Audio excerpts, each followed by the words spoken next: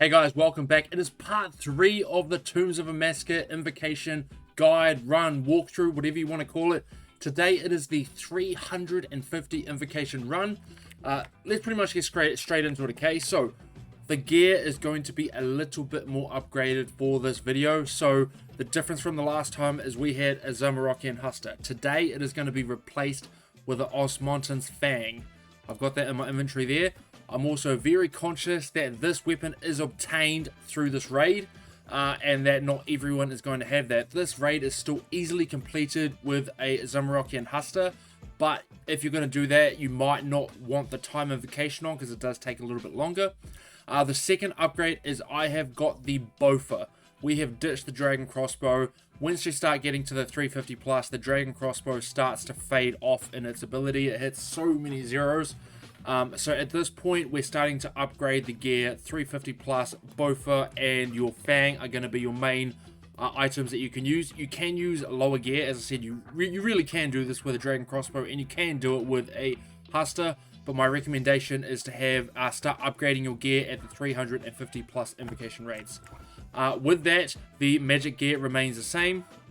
And I'm just going to get straight into it. Also, I have ditched the Bone Dagger for a Bandos God Sword for the reduction in the defense. The invocations here, but once again, sorry, going back to that last point, a Bone Dagger is completely fine, and in a lot of circumstances, people prefer the Bone Dagger. I've just always done it with the BGS.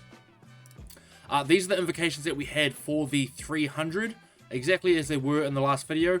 You've got two options to get it to 350 invocation. Option 1 is you need to add 4 invocations that all apply at different parts of the room. That is Boulderdash. That just means the boulders roll faster in Bubba. Number 2 is Stay Vigilant. He changes prayers more frequently. All you have to do to combat this is pray exactly what he's praying. It's that simple. The hardest one of them all is probably Upset Stomach. That's the first room we're going to go into, and I will go through that with you to explain how it works and how you can navigate it the best you can.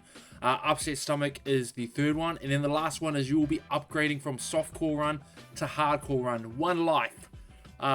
When you're first getting into the 350s, this one is a bit of a hard one, and if you want to do just say 330s, 340s or similar and slowly increase, that's fine. For this purpose of this video, it is going to be a 350 invocation run. That's option 1. Option 2 is straight insanity. In my view, the best way to get up to 400 is doing either of those options, and then from 350 to 400 swap them over and learn the other side. So in this case, do the 4 options, and then from 350 to 400 you do insanity. The other way is do insanity from 300 to 350, and then the 4 I just mentioned from 350 to 400. But for the purpose of this video, I'm going to do the 4. So Boulderdash, Stay Vigilant, Upset Stomach, and Hardcore Run. We now have a 350 invocation run, and let's get into it. No insanity, let's go. Pot up first, and I will start explaining things as we go along. The first thing I want to talk about is this is the raid that you do to get a Masori Crafting Kit. Masori Crafting Kit. That is completed by a 350 invocation run, deathless. It changes the Ava's Assembler to a different color. And it's a pretty cool one to have. Pretty good one to have. I remember getting that. It was pretty beautiful. I'm not going to be going through all the puzzle rooms. If you want to know how all the puzzle rooms work and to do it fast, watch the 150 invocation guide that I have up, because I go into depth in that video with all of them. Outside of it, I'm not going to explain all of these. So yeah, you got a bit of an upgrade, and as we start progressing into the higher invocation run, so once I get to 400, then 450, then eventually to 500, it's gonna the gear is going to get better and better and better. Eventually, you know, Virtus robes, then into ancestral, and then into just upgraded gear, oath plate, whatever, blah blah blah. So yeah, I'm not gonna have room for that, am I? Bang, nice, hit him. Let's hit him again. That's nice. And we're good. Look at that. So now we're arranging In my last video, I kept the range prayers on. I am going to keep them, all prayers on for the purpose of making it easy. My recommendation is at the 350 level is where you're wanting to learn to start flicking. And the best way to do it, let me do it after I get past these little blood clouds. That's not a good start because I didn't get to explain how upset stomach works there. So I'll do it in the next part.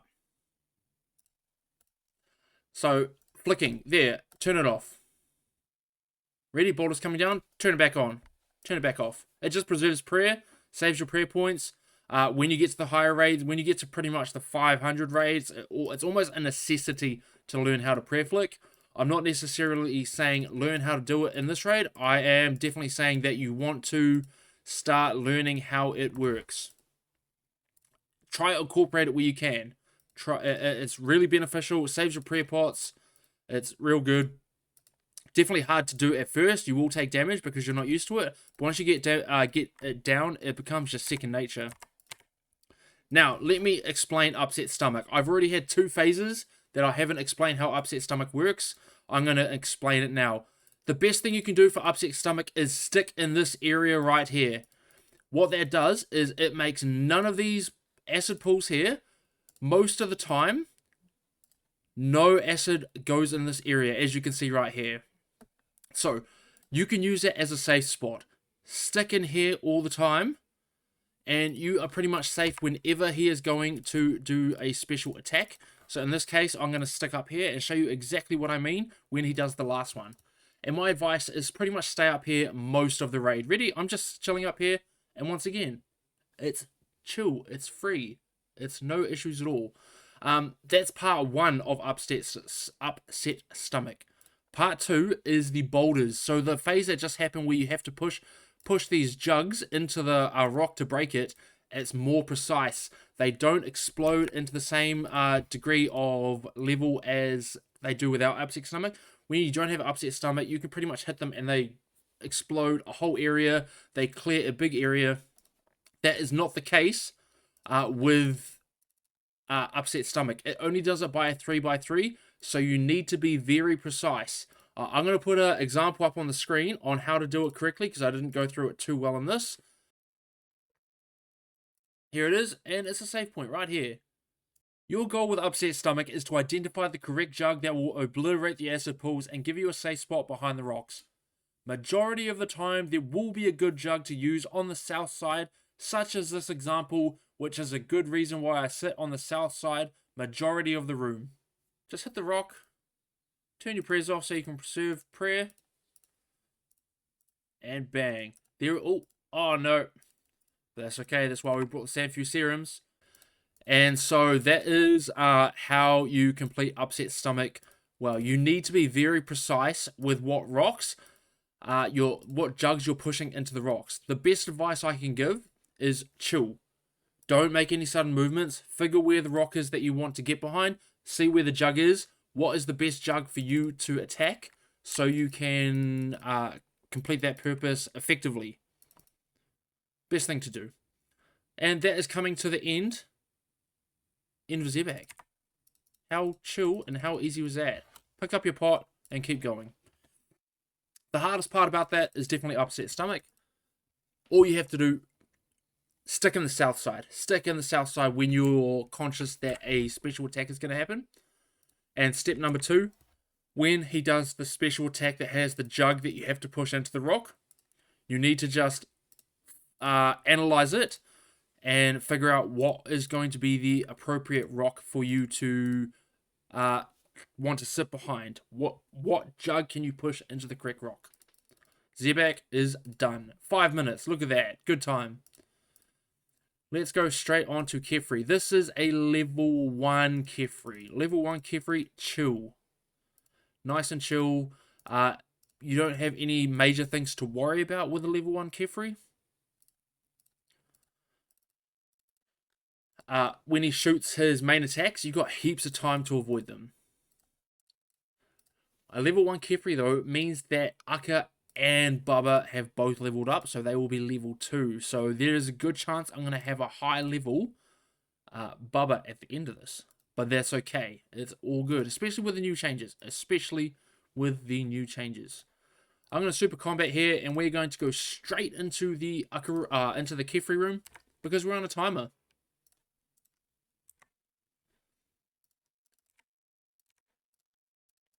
I would just also like to mention, if you have items better than this that you can incorporate in, say you've got Oath Plates or you've got, you know, a Rancor, feel free to absolutely bring it. I don't bring a Rancor even on my big 500 runs. I prefer the Blood Fury. I don't find that the DPS increase is enough to justify it when you can get the healing to stop a potential death. So I always bring a Blood Fury regardless into TOA, even on my big runs. But a big item to have is the Yellow Keris. If you have the Yellow Keris, you'll know how powerful it is. What the Yellow Keris is it saves your ass. If you got full prayer points and your HP is pretty much down, you can use a special attack. I think the special attack requires 75% special attack off the top of my head, and it will put you back on full HP straight away. It is so good. So good. Oh, unfortunately, I wasn't able to block the Melia here, but that's okay. We got the Blood Fury. Attack him. Attack him with Piety on. He might do a damage. The problem with this guy is when he hits you hard. But, bang, he's dead. Look, my health is still full. Just make sure that you are protecting from range. This guy is an arsehole. And if you don't protect range, he hits you hard. So, it's not a big deal. Just make sure you focus on this Melia. Look, done. Phase is done, and straight back into it. I also have not even been taking notice as to if I've been flicking or not, but for the rest of this, I'm not going to be flicking. Back to normal. So I got Piety on, I got my range prey on, and if I did, because I can't even recall, I've just so auto-focused with what's going on. Take note, if I was flicking, of how I flick. It saves you prayer. It saves you prayer. I mean, I was only down to about 60 prayer points then because of flicking.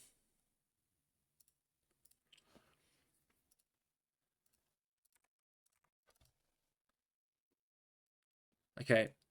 These explode in a 3x3. I've explained them in my last video, but it will explode here. So you need to be outside of them. That's all of them. So you need to be...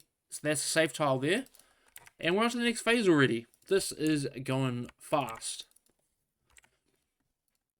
And he's blocked. Always want to block the Melia. I know I didn't block it the first time. But when you get the opportunity, you want to block him. You want to block him. Makes it easy.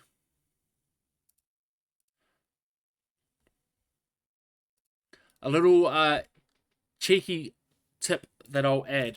Only bring a 2-dose super combat because I can take my second dose right now. Even though it hasn't run out, I do that for a tactical reason. Because the moment I kill this guy, I can now change to my mage gear and I don't have to drop anything. And by the time this room's finished, I won't need it anymore because I'll have salts. So that's just a little cheeky tip. Only bring a 2-dose in and it will save you from having to drop inventory space so you can get your mage gear. Actually, oh yeah, I would have because... No, I don't think I even would have needed to change into a... It was if I had a Bowfa because it's a two-handed weapon.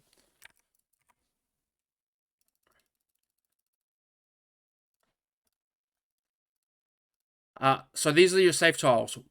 1, 2, 3. They're your safe ones. Let me mark them here. You want to run between these tiles. Usually these two are your main ones, but that one is your safe one when you have got eggs out there.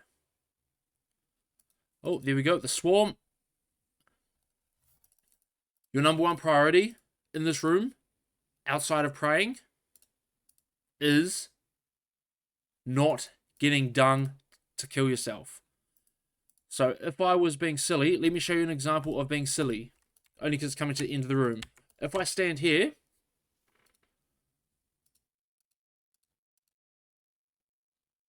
I've now lost half of this space. I've lost all of this space You do not want to do this.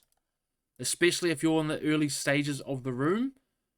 The best way to avoid that is sticking on these two tiles and being conscious of when these little bugs spawn around you.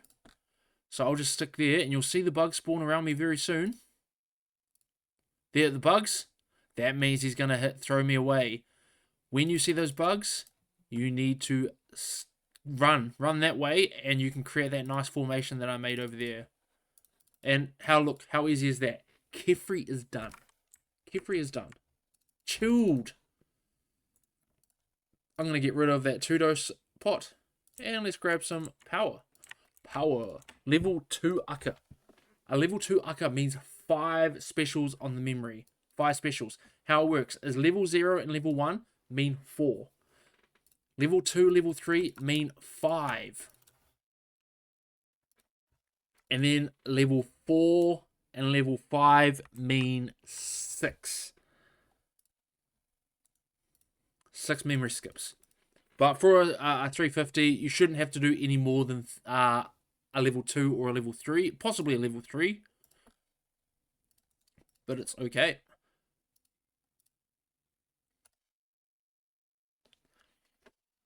And nice. It's very good, very good. So with this, previously, before the Uka update, it would be best. I used to Bowfa. I used to range. I used to do a whole lot of different methods. So, what is different with this room? We have got feeling special on. What does feeling special mean? No, sorry, not feeling special. Stay vigilant. It's simple. Pray against what he is praying. Attack him with any other style. It is that simple. It is that simple. So he's praying melee. I pray against melee. And I'm going to butterfly. Ready? So I can use anything but melee. If you want, you can definitely mage this. If you manage to get a shadow. Shadowing is the best. It absolutely rips through this guy. In this case, I'm using basic gear. I think a Bowfa works better than Trident of the Swamp. So I'm simply going to range. And he phases 80, 60, 40, 20. Oh, I thought he was going to phase in. Turns out I was wrong.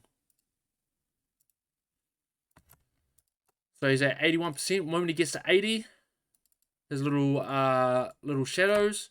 And you can shift click through them. That's the easiest way to do this, is shift click through. So I can attack the moment I get to that tile and shift click through. Attack.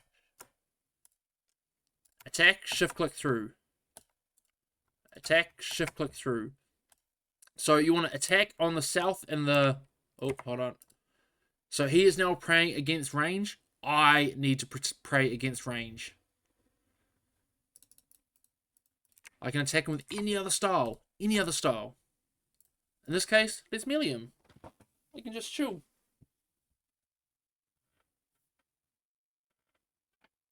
Now it's a memory skip. Remember, it's 5. White. White is the first one. 2, 3, 4, 5. 1, 2, 3, 4, 5. Awesome. Nice.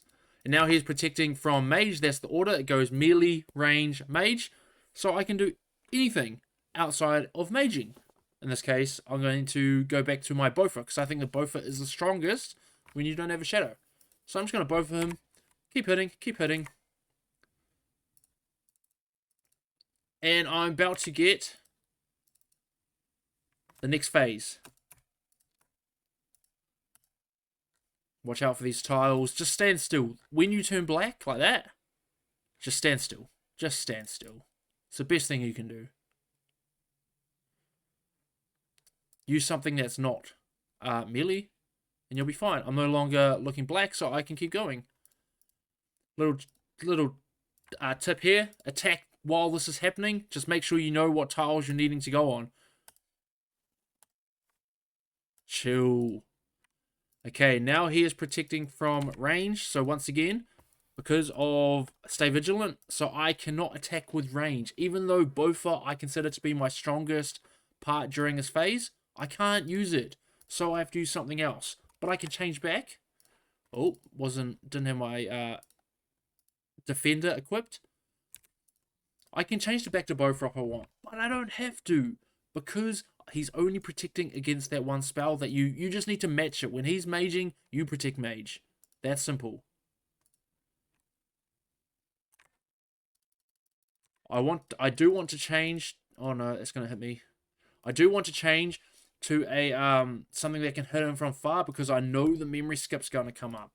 3, 4, 5. Hit in between attacks where you can. Just be aware of what tick weapon you have. And this is it. This is the Uka room. I will keep my protection prayers on for the purpose of this video. I possibly keep turning them off, but that is just muscle memory from doing them in my 500s. And I apologize if that is the case and I keep doing that. Also, not sure if you've noticed, but I've got some upgraded capes. I've got a max cape here. I've got a Saradoma max cape, and I've got my Assembler max cape here.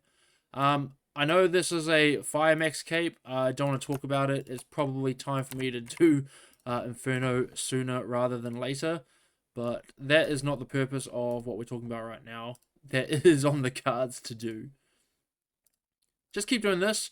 Remember, you only attack on the north and south ones. So walk, attack, walk, attack. Even with these orbs, I can chill. The orbs spawn in front and behind you. So where you're going to, it spawns behind, and then one in front of where you were going to. He's also going to... Is he going to phase? Is it memory skip? Yeah. 1. Red is first. 3, 4, 5. 1, 2, 3, 4, 5. Nice and chill. He is protecting from range. I cannot use range. Back to melee.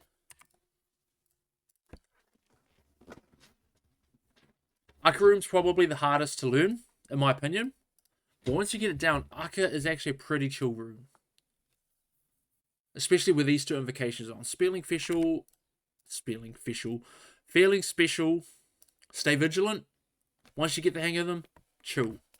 Don't ask about double trouble and keep back. I don't even like those, and I run 500s. Cool. I've put a melee thrall out. I've got Piety on. I've also got a Redemption on, just in case something happens with these orbs. It can just save you. If you've got the extra prayer points, it's cool to have it on. They can just save your ass big time. The best tip I've got for this is just understand how True Tile works. If you don't know how True Tile works, look up a guide on it. Your character isn't actually where your character is. Your character is that blue. So if I move there, it's actually where the blue is. And so you just need to make sure that blue line doesn't come into contact with a ball. That is as simple as it is explained. Uka has been completed. Uka has been completed. It is that easy. That chill.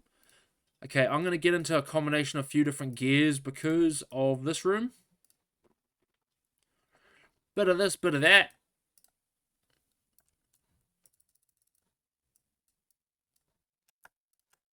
Oh, I probably need that Sanfu serum. This is where you need the Sanfu serum. As stated, not going to go into detail how this room works. If you need that guide, go watch that guide that I made. 150, and the 150 guide, I go through all the rooms. To be fair, if you're running a 350, there should be a bit of expectation that you kind of know what's happening in these rooms. So, if you don't, sucks for you, bro.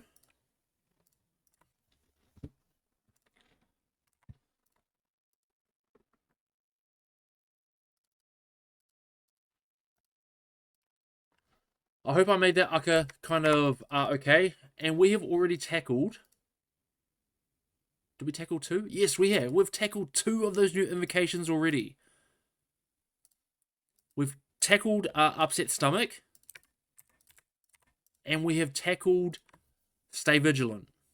All that's left to tackle is Boulderdash. And not dying because of a hardcore run.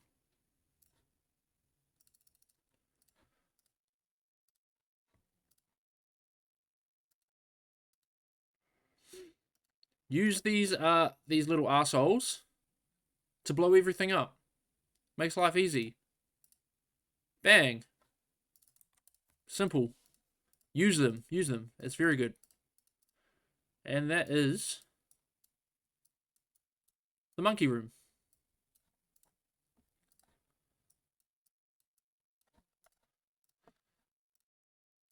Salt up again. Make sure you're always salted where you can. I'll just go to full health. I've got 100% special attack. So let's BGS him. Let's get his defense down. Let's make this a lot easier for ourselves. 360. That's a good hit. Let's get another one. That's awesome. His defense is fully drained. We are looking good. Here's a level 4 Bubba. Level 4. I know that sounds scary, because level 4 Bubba sounded scary the first time I saw that. I'm telling you. Under the new changes, the new Bubba rules.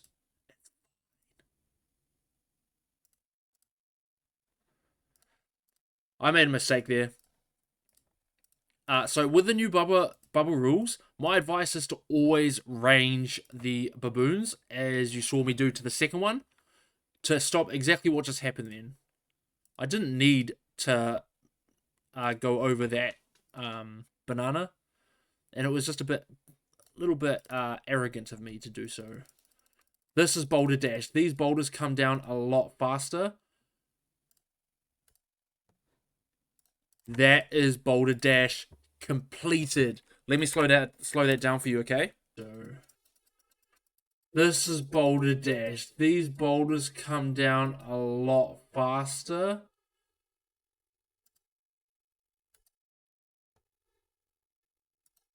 That is Boulderdash.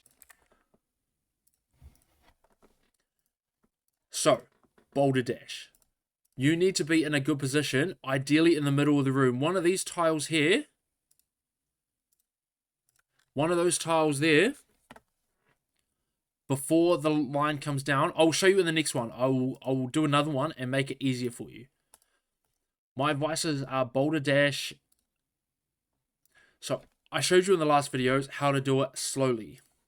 Let me show you how to do it with Boulderdash. These boulders come down a lot quicker. Okay? A lot quicker. Let me show you. So you get into position. One of these tiles here. One of these ones around here. So I'll try and skip the next one if it's one of these two tiles. It is. Click, run. It's that easy. Around here. So I'll try and skip the next one if it's one of these two tiles. It is. Click, run. It's that easy. Don't worry about your character being on top of the boulder when you run through. Don't pussy out and run back, because that's only going to make you lose damage. If you've done it correctly, it is to do with your true tile. Your true tile will be higher than where the boulder is. Like I was just talking about in the Aka room, your true tile is what matters, not where your character is actually showing. So let me show you. Oh, make sure you got protect melee on. I just turned it off then. If you just range these guys instead, you don't slip on the bananas. It makes life a hell of a lot easier.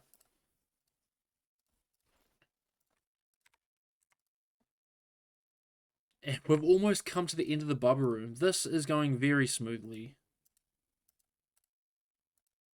I'm telling you, if this was a Zamorakian Huster, I would probably be over the 30-minute mark right now, which is why you need to increase your gear. Your gear is so important for this raid. The better gear you can have, the better. BGS, Bone Dagger. I mean, Trident of the Swamp is harder to get another one because you got the Sang Staff, but that's Theatre of Blood. The Shadow, obviously, is from this raid as well. Upgrading any way you can upgrade your gear will make things so much better. So much better. Let me get rid of some of this gear. So I don't need most of it. I'll get rid of 2. I'll also get rid of 2 of these just in case. 15 minutes. We are chilling for time. Grab life. You've already got this gear. So we're chilling. This is how I do my inventory. This is just personal preference. And that's it. Let's go. I'm also going to BGS the tower here. Hopefully it can lower its defense. Just a tip as well, while you're assaulted, use your nectar overheal for this part so you don't stress when you are blocking this up here. So let me wait. Oh, yep, my stats are back to full. Take a sip of liquid adrenaline. You know what? Let's redo our salts. Let's go. Bang. Nice. Got a nice hit. We are looking good. We are looking so good. Oh, I'm not blocking. Make sure you block. I might be dead here.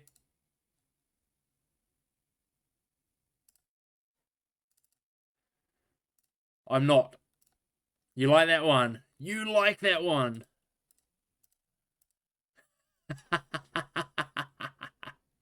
How good was that? Make sure you block. Do not forget to block.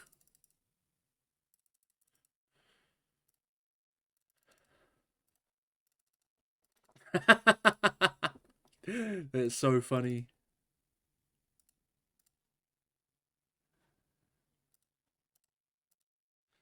So as soon as my stats get restored, I'm going to start brewing up again.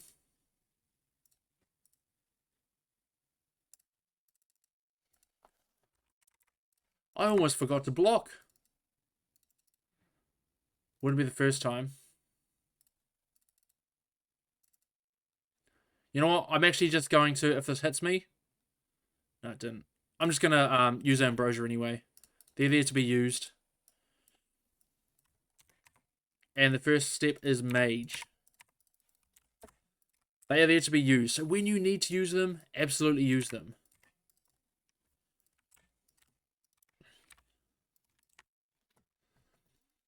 For this phase, you want to be DDSing. Sorry, let me quickly go back. If you forget to block like I did then, you need to watch your health. The way you do that is you watch your health, and when it drops to, you know, under 40, under 50, you need to just Ambrosia straight away back to full HP.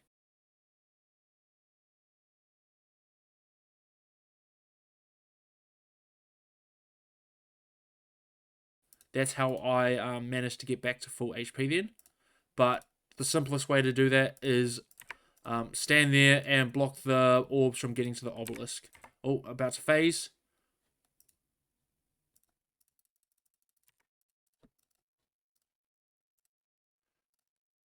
Ambrosia with a DDS. Maximum hits. 3, 4, 5, 6. And now it's range.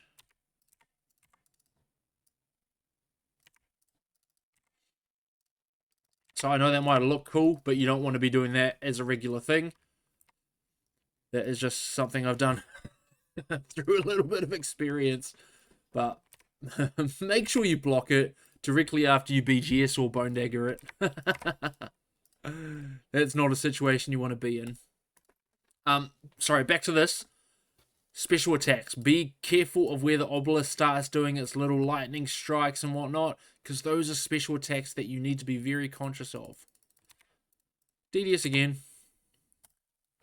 1, 2. I don't have anything more. I'm just going to have to hit it here.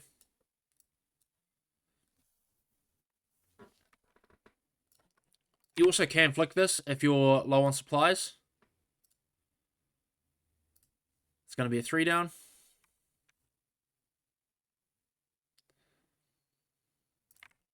And Mage again. Let's go through these special attacks again, okay? So, let's see when it starts to do stuff. There we go, that's a special attack. The best thing I do, if you're not using that, most people use this part. I use this part, it's just how I've been taught, how I taught myself, to tell you the truth. Oops. I missed that. Is stand on this one, and when it comes past, you just run back. So I stand there, and when the red line starts coming through, when it hits that one, I then run back to that one, and you're safe. That's all it is explained.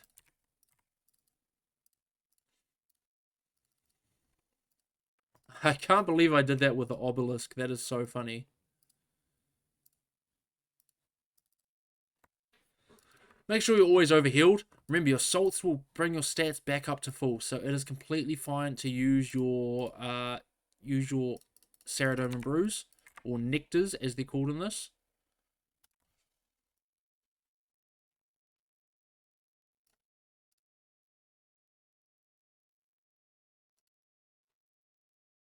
Or it doesn't even matter actually, because I know I'm going to pass it.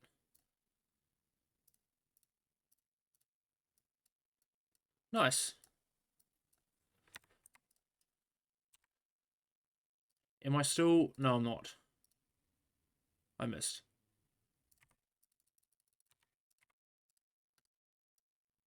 For the purpose of this, I'm not. Oh, should I skull skip and show you a very easy skull skip? Let's do it. Let's do it. If you are not, so insanity, I'm not going to teach you insanity on this, but I'm going to teach you a very, very easy skull skip, how to do it. These 3 yellow lines are the safe lines. This is your intro to skull skipping that you don't need for a 350, but you're going to need for the next one for a 400, okay? This is your intro into it. These 3 yellow lines, they are your prime spots. Every time he phases, you want to run straight over to them. Ready? Almost, and I'll show you. All you want to do is you want to get to the line that corresponds. There you go. Oh no, I'm going to get hit. Get to the line that corresponds. So that line is in line with this, and smack it. Just tap, tap, tap, tap, tap.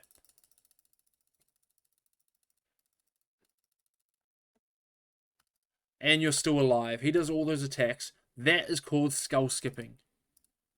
That's all it is. You do it on every phase. It does get a little harder with phase 3 and phase 4 because you got little arsehole Zebak here throwing rocks at you still. But you can still do it. That will be for my next video where we incorporate insanity into it to show you how to do it. I'll do it one more time here because there's not going to be any boulders thrown at us. And then after that, I'm just going to do the normal route. A little introduction to skull skipping. What does skull skipping achieve? When you attack these skulls normally, his percentage decreases. So he gets down to, say, 60%. You hit the skulls, he'll be down to, say, 52. Okay, do it again. This time it aligns with this one. I wait 1, protect from mage, and smack the boulder. Tap, tap, tap. Smack the skull. Smack the skull. Run. And you are safe. So, what does it do? So, you'll see here, he's on 59.3% health. By doing that, if you do it the normal way and you hit all the skulls, all those skulls reduce his health by 1.5% or something. I'm not actually too sure. But he would have started this phase again on, say, 52% or something. What that does is less percentage, unique percentage chance. Because you're doing less damage to him. Whoops. You're doing less damage to him. So skull skipping allows you to get more damage done, which means a higher unique percentage. It's a bit of a nerdy thing to do, but it helps increase your unique percentage. And when you get used to it, it becomes a really easy thing to do and just a standard thing to do, to tell you the truth. Oh, I haven't thrilled. So last one, I had 59 point something percent. Let's see how much it is by me tapping all the skulls now. Bubba's spawned. Let's see what his health is at now. He's at 34%, so that took off about 6-7% of his health. So do that over 4 phases. That's 28% of his health. That's a lot of a unique percentage that you're not getting damage for. So just something to bear in mind. As I said, don't necessarily have to incorporate that. If you were going to incorporate it in phase 1 and phase 2, as I just showed you, because Bubba isn't throwing the boulders down. Phase 3 and phase 4 are a lot harder because of the boulders that he throws down. You have to get your timing a lot better. Someone just got an ancestral robe. Congratulations. Let's not do it again because of the boulders that he's going to throw down. Just do it normally.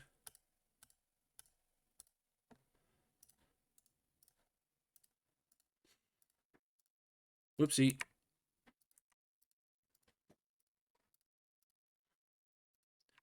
We're almost coming to the end of the raid of a nice chill 350. If this was with a Zamorakian Huster and a Dragon Crossbow, I would be close to the 50-minute mark. If I had a Zamorakian Huster and the Bowfa, I guess I'd be at about the 42-minute mark. So it makes a big difference the gear you have. So let me show you the best way to tackle this, okay? Because you need to learn it with Insanity as well. Look, find these and step on them at its last phase. They are your save points. There. Ready? Now. Ready? Now. The blank spaces are good, but they are going to be future damage, especially when the room gets smaller. So the best thing to do is step on them at its last phase because you've got the most amount of time to stay on that part. I know it sounds weird to stand on a point where there's going to be damage in a second, but if you stand on it at its last form, that is... Oh, I'm not even watching the boulders at this point. If you stand on it at its last form, that is the longest amount of time now that you can stay on a safe tile. Now. Ready? Now.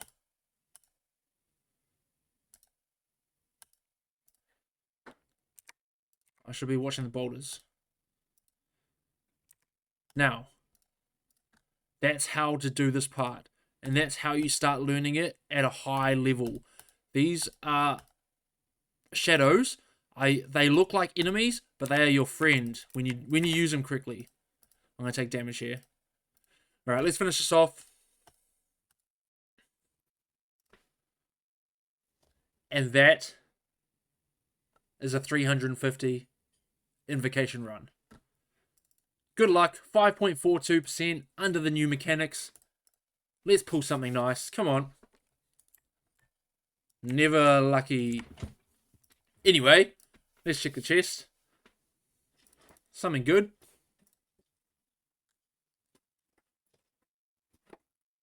That's not good. Purple Dry Streak 11. You asshole.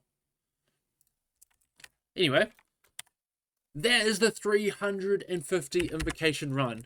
Next is the 400 invocation run. And I'm telling you, the only difference with that is this bad boy. 400. This is 50 invocation points. Stay tuned. That's coming up on the next video. Thank you for watching. Good luck.